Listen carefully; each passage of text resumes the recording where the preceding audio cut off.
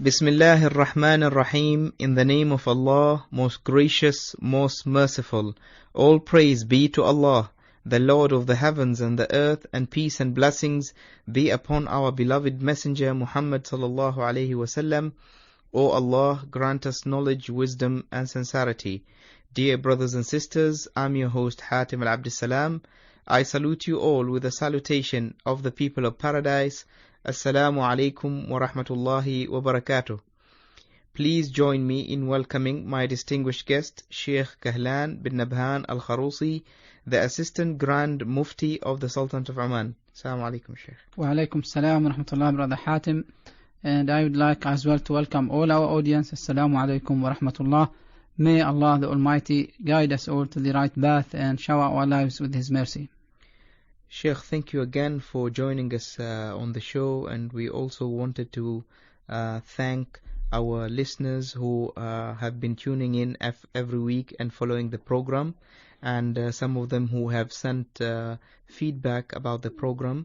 Thank you very much again for listening to the program. And today we have another list of questions. I hope, thank you very much, Brother Hatim. And I have to say that it gives me a great pleasure to be with you in this program, and as I have always said, I do benefit from the concerns and questions that we receive in this program. We hope we are able to meet the concerns of our listeners, and we are opening further their minds to new horizons in which they can reflect on some of the rulings and principles that we are discussing here in this program. Sheikh, if you allow me, we can start with today's questions. The Please. Very first question says, is it permissible to remove a graveyard and build a building on it or a mosque? And is it permissible for people living in that building to pray in it? Bismillahir Rahmanir Rahim. All praise be to Allah, peace and blessings be upon His last messenger. The answer for this particular question is based upon a ruling that I have quoted frequently in this program whenever we do have a chance or a question related to the topic of how to deal with graveyards. And the general principle here is that the diseased graveyards, they do have the sanctity that alive believers do have. So we should treat them, treat the dead bodies in accordance to this general principle. We shouldn't disrespect the graveyards because, as I said, they do contain the bodies of believers, the bodies of human beings, and their respect, the respect of human beings, the respect of believers in particular, is no difference if they are dead or alive. So we need to bear this in mind.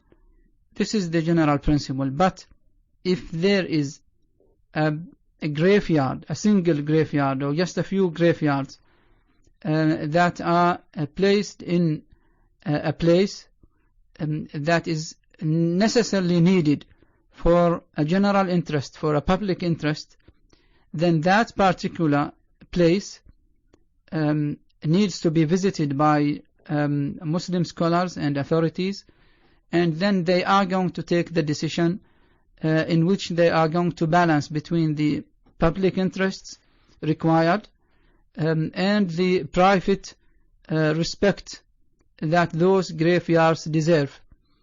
But as I said, the general principle here is that they should not be touched or removed to another place.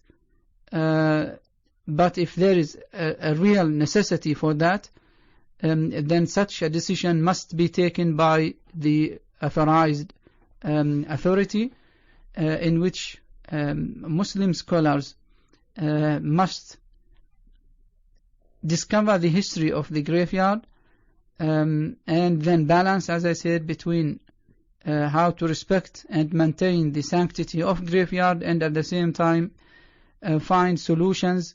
If, as an example, if there is a project constructing a road or a very important project required for the society, then if they are unable to reach different alternatives, then in this case they do have the authority to issue a decision to remove the remains of the bodies to another graveyard.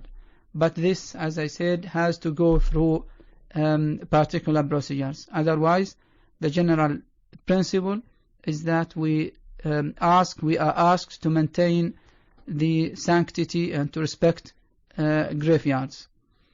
Now, if this is something happened in the past, and the owners of the house or the building, they do know that this particular building has been constructed on a graveyard or on remains of bodies that have been removed to another place, then in this case, if they are unable to correct the situation and move to another place, then they bear no responsibility, and they are allowed, of course, to perform their prayers in that particular place.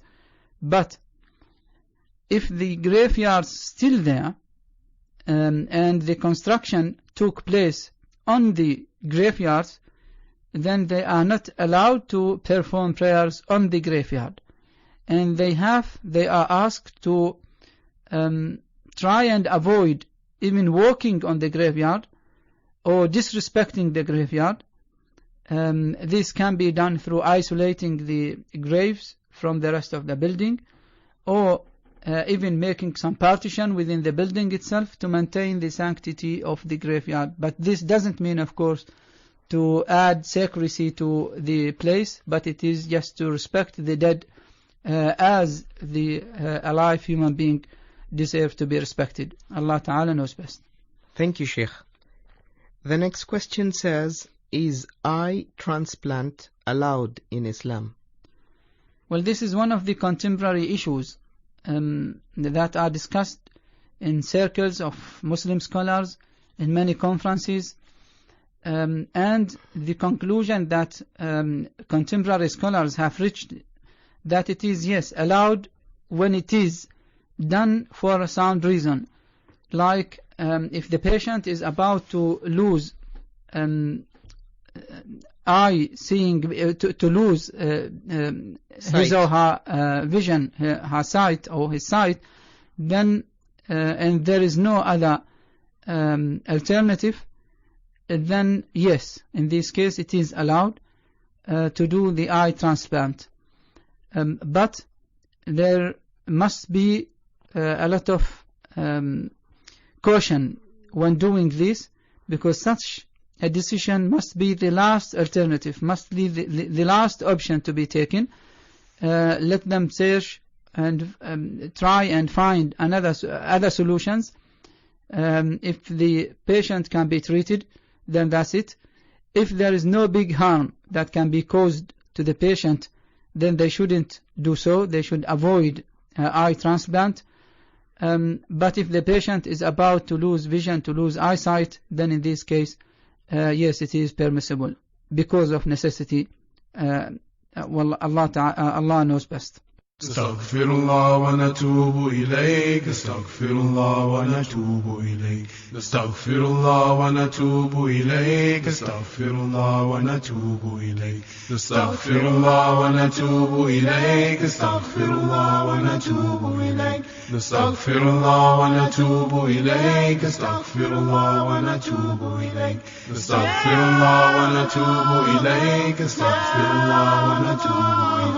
الله ونتوب إليك نستغفر الله ونتوب إليك استغفر الله ونتوب إليك نستغفر الله ونتوب إليك استغفر الله ونتوب إليك نستغفر الله ونتوب إليك استغفر الله ونتوب إليك نستغفر الله ونتوب إليك استغفر الله ونتوب إليك نستغفر الله ونتوب إليك استغفر الله ونتوب إليك نستغفر الله ونتوب إليك استغفر الله ونتوب إليك نستغفر الله ونتوب إليك استغفر الله ونتوب إليك نستغفر الله ونتوب إليك استغفر الله ونتوب إليك نستغفر الله ونتوب إليك استغفر الله ونتوب إليك نستغفر الله ونتوب إليك نستغفر الله ونتوب إليك نستغفر الله ونتوب إليك نستغفر الله ونتوب إليك نستغفر الله ونتوب إليك نستغفر الله ونتوب إليك نستغفر الله ونتوب إليك نستغفر الله ونتوب إليك نستغفر الله ونتوب إليك نستغفر الله ونتوب إليك. If you have any questions for the show, send your email at k.r@oman-radio.gov.om at k.r@oman-radio.gov.om knowing your religion, or send SMS to 90406. Don't forget to indicate k.r before sending your questions. And for your comments and suggestions, check out our Facebook, Knowing Your Religion. Sheikh, if you allow me to ask further regarding Please. this. In many of the Western countries, there is a practice that someone would go and sign up for donation of organs before they die, and then once they pass away, then they are taken the body is taken immediately to the hospital, and that part of the body is removed and donated somewhere else. So this is a different condition where someone decides to give away his organ to an anonymous person. Is this there is of course a distinction between if it is a statement by a person that some of his organs to be given to patients in need, and donating during one's life. If it is a donation during one's life, then this is one of the issues that have been discussed, and the group of scholars who adopt the opinion that it is allowed, they put different conditions. Above all, it is important that he or she would not harm himself or herself. This is the first condition. So as an example, he cannot donate his heart because he cannot survive without a heart. If it is like a kidney, then in this case, if he is in a good condition, then an individual can survive with one kidney. So this is the first condition, that there is no harm to be to cause the donor. Then the second condition is the receptionist is to benefit from that organ. There is no point of donating an organ and then the patient will not benefit from that organ, not only in the short term but even in the long term. The third condition, there should be no trade of organs, and we have to emphasize and underline this condition, because if such gates are open, then in this case we are going to witness organ trading, and it is going to be a curious and a miss in societies. People who are in need might, or in experiencing poverty, they might offer their organs in the black market, and this is of course against all religious teachings, and it is against even the dignity of human being. So it must be a mere donation from a willing, mature and capable individual. Now for the first case which you asked about, Brother Hatim, which is to make a statement, make a will, that after one's death he allows his body, some of his organs or his organs to be utilized and used by hospitals, then this is under discussion by Muslim scholars. Some of them, they do agree, they do accept the opinion that he or she, they can take such a decision, providing that, again, as the previous conditions, there is going to be no trade and patients are going to benefit, and the statement is made out of a condition of willingness. Other scholars, they adopt the opinion that such an action is not allowed because we do not own our bodies.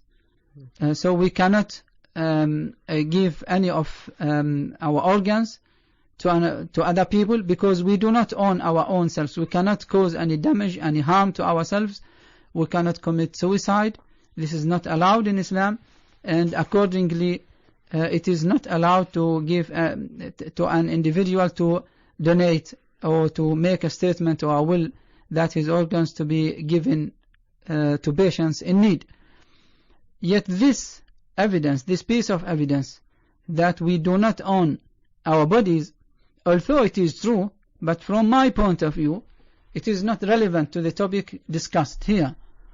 Because we all know if a person sacrifices his life to save other people's life, then this is considered one of the highest rewarding actions. It is it is loved by Allah the Almighty, and he is considered a martyr. He is highly rewarded, of course, if he is sincere, and he did such a deed to save other people's life. So if this is allowed, then it is exactly the same. I mean, by doing so, if this is true, if this is accepted in Islam from people who are still alive and they do sacrifice their life to save other people's life, so we are talking about such doings that are going to be done after the death, and of course under the supervision of specialized consultants and doctors. Patients are going to be saved. They can live normal lives because of such a deed. So I cannot see why not this to be accepted Islamically. But I have to admit that there is no agreement on this particular topic. It is still discussed. I hope that people who are involved in such researches in bioethics in particular can reach a convincing conclusion. Allah Ta'ala knows best. Thank you, Sheikh. Inna lillah, inna lillah, inna ilayhi raji'un. Inna lillah, inna lillah, inna ilayhi raji'un. Inna lillah, inna lillah, inna ilayhi raji'un. Inna lillah, inna lillah, inna ilayhi raji'un. Inna lillah, inna lillah, inna ilayhi raji'un. Inna lillah, inna lillah, inna ilayhi raji'un. Inna lillah, inna lillah, inna ilayhi raji'un. Inna lillah, inna lillah, inna ilayhi raji'un.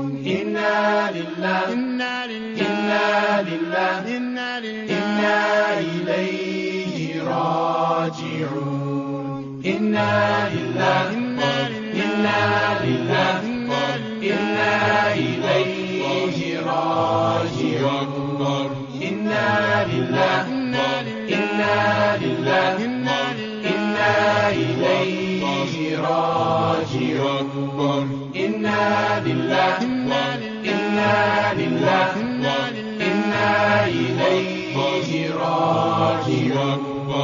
Inna lillah, inna lillah, inna ilayhi raji'un. If you have any questions for the show, send your email at k.r@oman-radio.gov.om, at k.r@oman-radio.gov.om. radio.gov.om, knowing your religion, or send SMS to 90406 Don't forget to indicate K.R before sending your questions. And for your comments and suggestions, check out our Facebook, Knowing Your Religion. The next question says, if I am listening to the Holy Quran from the radio or TV, and the reciter reaches a position of sajda, what shall I do? Nothing. He or she is not asked to prostrate. If he is listening, even from a reciter, I mean live reciter, not through the media, but if the person who is reciting the Quran is in front of him, then the ruling is not applicable for the person who is listening. The ruling of making a prostration of sujood upon listening the word on which the reciter is asked to make sujood, to make prostration, is not applicable for the person who is listening. Yes, this is one of the points of disagreement between scholars, but the ruling is at the first place is on the person who is reciting.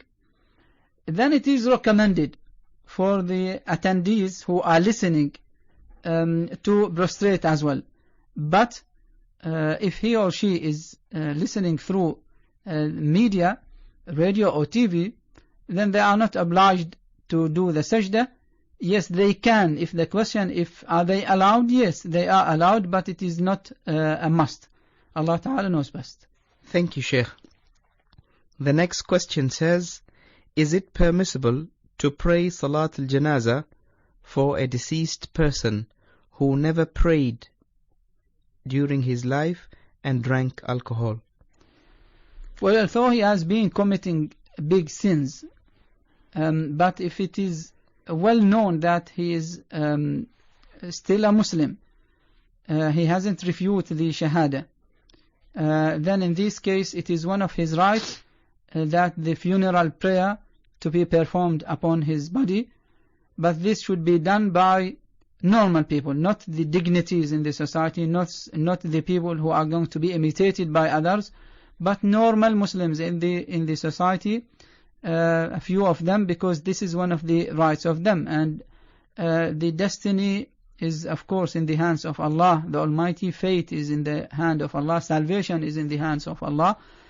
But if when he passed away, he was still a believer, believing in Allah, and he is still witnessing the Shahada, then in this case apparently he is all the rulings, all the rights of Muslims, dead or alive, are to be observed. Allah Ta'ala knows best. Thank you, Sheikh. The next question says, what's the religious ruling on using medicines that are made out of snake venom? Well, the general principle here is that it is not allowed. The only exception is that if there is a necessity and there is no other medicine or treatment that can be taken or derived from other sources, if it is the only source. Otherwise, it is forbidden. Allah Ta'ala knows best. Thank you, Sheikh. The next question says, what is the Islamic ruling on a man who has sexual intercourse with someone else's wife? Well, I don't know what is the questioner is asking about in particular. It seems that it is very clear that he knows that this is fornication and it is forbidden. So what is it that he is asking about? What is the ruling on? I think, Sheikh, from the question, it is indicating on the punishment or the severity of the sin to have sexual intercourse with someone else's wife. Yeah, it is. I mean, as I said, it is considered to be a great sin. Prophet Muhammad sallallahu alaihi wasallam, when he mentioned the 7 great sins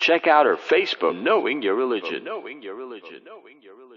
The next question says, what's the explanation of verse 14 from Surah At-Taghabun, which Almighty Allah says, O you who believed, indeed among your wives and your children are enemies to you, so beware of them, but if you pardon and overlook and forgive, then indeed Allah is forgiving and merciful.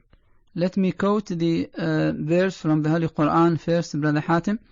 Allah the Almighty says, يَا أَيُّهَا الَّذِينَ آمَنُوا إِنَّ مِنْ أَزْوَاجِكُمْ وَأَوْلَادِكُمْ عَدُوًّا لَكُمْ فَاحْذَرُوهُمْ وَإِنْ تَعْفُوا وَتَصْفَحُوا وَتَغْفِرُوا فَإِنَّ اللَّهَ غَفُورٌ رَحِيمٌ. In the English translation that you already quoted is absolutely correct. In this verse, Allah the Almighty is warning Muslims that amongst their wives and amongst their children, there might be some of their enemies. And he's talking about families, wives and children, who are preventing men and women from seeking the straight path, from implementing the commandments of Allah the Almighty. Now the reason when this verse was revealed, it was during the time of Hijrah, the migration from Mecca to Al-Madinah. And we all know that Muslims were asked as an obligation to migrate from Mecca to Al-Madinah at a certain stage. So it was an obligatory migration. Then some of their families, some of their wives and children, they insisted on them not to migrate. So Allah the Almighty is warning those Muslims against their own families, that do not listen to them, do not show any sympathy in this case, because if you are not going to migrate, then you are going to fail in fulfilling the commandments of Allah the Almighty, and your migration is for the interest of you and your families. And they have, of course, witnessed this later, because their families followed them and they entered Islam peacefully. Those people who were meant when the verses were revealed. But this doesn't mean that the interpretation of the verse is not applicable to our current situations. Now we might find that and the wording of the verse is not limited to its superficial meaning, because it could be, or again, it could be that the children, once the children of in particular families, they do want to follow the straight path, but their parents are calling upon them not to do so, and in this case the warning is for the children against their own parents. Or it could be that the wives, they do want to fear Allah the Almighty and to be righteous women, but their husbands are preventing them from doing so. So Allah the Almighty is warning them and telling them that in this case your own husbands are like your enemies, so do not listen to them. Also, you are asked to be kind to them, but do not obey them. Do not make their commandments overcome the commandments of Allah the Almighty. You must place the teachings of Allah and His commandments at your first priorities, and fulfill the commandments of Allah, and do not listen to those amongst your families who are calling you not to respond to the call of Allah, because they are your enemies. Allah Ta'ala knows. If you have any questions for the show, send your email at k.r@oman-radio.gov.om, at k.r@oman-radio.gov.om, knowing your religion. Or send SMS to 90406. Don't forget to indicate K.R before sending your questions. And for your comments and suggestions, check out our Facebook, Knowing Your Religion. Sheikh, I think even the prophets and messengers, peace be upon them, have also gone through this trial and tribulation. like That's absolutely right, yes. the wife of Prophet Lot and the son of Prophet Noah. Prophet Noah. That's right. So it is a warning, as I said, for those who wants to fulfill the commandments of Allah and be righteous, but some of their own family members are preventing them from doing so. In this case, those members, those individuals are no more than enemies, and they shouldn't. I mean, those who are about or fulfilling the commandments of Allah should not listen and obey those who are preventing them from doing so. Allah Ta'ala knows best. Thank you, Sheikh. The next question says, what happens to a young man who has entered the age of puberty and has not started praying yet, and then when he decided to start praying, he was not observing the conditions of purity? Right. He is asked to repent to Allah the Almighty, to ask for His forgiveness, and to learn how to perform his prayer correctly. And purification is one of the main conditions, making, of course, the great bath, ghusl, and making the ablution, wudu. There are conditions for to perform the prayer. And he or she is also asked to redo the prayers that they have missed at their early age, the early years of their puberty, after their puberty. So this is what they are asked to do. Now we have to understand that performing prayers and maintaining our salah is returning back to us with a lot of benefits, with a lot of interests. They do maintain our hearts alive. They do strengthen our relationship with Allah the Almighty. They do remind us of how much this life is worth and what is the real life that we should direct our actions and deeds towards. Performing prayer reminds Muslims who are maintaining their prayers of what is worldly and what is the real meaning of life is meant to be. They do relieve their minds and their souls from all the hardships that they are facing in their life.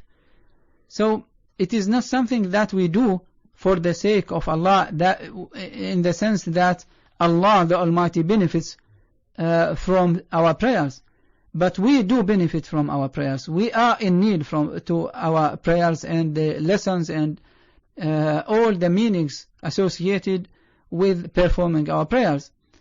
It's exactly, if I am to make an example, it is exactly the same if we own something but we do not use it. If we have something but we don't know how to use it, and if we are to use it, then we use it wrongly in a way that it might damage what we own, or it might damage or harm us. It's exactly the same. I mean, this is something that we should enjoy. This is something that we should even enjoy while performing, because all the benefits, all the interests are going to return back to us, not only for the life to come, but even for this life. And that's why even the purification, not only of the body, but of the place that we are performing our prayer, of our hearts, of course, to remove all bad feelings against others, and to be conscious of the rights of Allah the Almighty. As we have talked last week, it is a reflection of Muslims on their love to Allah the Almighty and their fear of Allah and His punishment in the life to come. Allah Ta'ala knows best. Thank you, Sheikh. And the last question for today says, is it permissible to put a mark on a grave that has the name of the deceased and the date he passed away? And is it permissible to remove these marks without taking the consent of the relatives of the deceased? Well, for the first part of the question, the answer is no, it is not allowed. It is not allowed to do any writings on the graveyard of a Muslim deceased. This has been clearly mentioned in one of the sound prophetic traditions, that it is not allowed to build, to make any construction on the graveyard. It is not allowed to do any writings on the graveyard. It is not allowed to walk on the graveyard or to have a bath in the graveyard, except for the purpose of reaching new graveyards. And that indicates clearly that it is forbidden to do such writings or to make any construction on the graveyard. But if this at any time has been done, then it is considered as a heresy. To remove it, this should be done through the authorities, because the damage that might be caused could be greater than just removing the writings. It needs to be done through correct channels, through increasing, of course, first of all, the awareness of the people, through teaching them that such doings are not correct, not compliant to Sharia, and then to remove them, as I said, through the assigned official channels, rather than just individual irresponsible actions that might lead to hatred and to disputes within the families, within societies. Even if we are calling for the bath of Allah subhanahu wa ta'ala, and we are calling to remove heresies from within our societies, then this should be done through a wise means. Allah the Almighty says in the Holy Quran, "Ud'u ila sabili rabbika bil hikmati wal maw'idati al hasana wajadilhum billati hiya ahsan." Call for the bath of Allah in wisdom and in the best manner of preaching. And if you are to dispute with them, then you have to dispute in the best way of negotiating and having dialogue. So this is the way by which such heresies can be removed. Allah Ta'ala knows best. Sheikh Kahlan bin Nabhan Al-Kharousi, the Assistant Grand Mufti of the Sultanate of Oman. Thank you very much, Sheikh, for your time and knowledge. I am privileged, and thank you very much, Brother Hatim. And I hope our listeners have benefited from today's session. See you next week, inshallah. I'm your host, Hatim Al-Absalam, signing off for today. Assalamu alaikum wa rahmatullahi wa barakatuh.